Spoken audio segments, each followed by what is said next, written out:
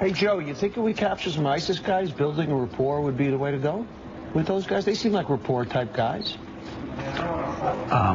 Here's what Peggy knew.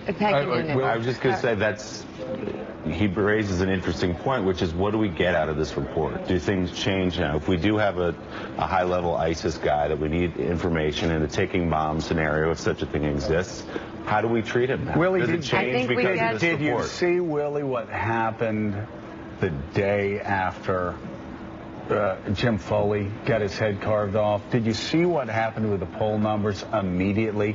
Americans were saying, boots on the ground? Well, yeah, sure. Of course. Yeah. No. It's just like that. Right.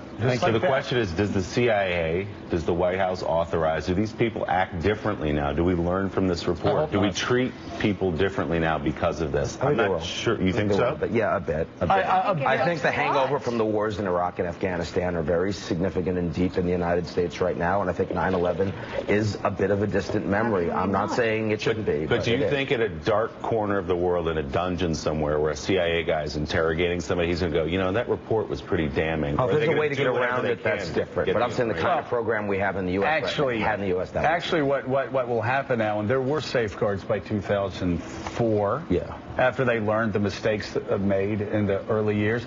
Unfortunately, what's going to happen now, because we don't have a program set up where you can actually interrogate, that's why we're dropping. They made the decision, we're not going to interrogate anymore, we're just going to kill them. That's why we're dropping drones. So what happens now? We send them to Egypt. Or we send them to other countries where there are absolutely no safeguards. And the torture is much, much worse. And the behavior is much, much worse. And there is not a doctor in there that's observing while all this is going on. We've made things actually worse in many ways, but at least people will feel good about themselves in the morning.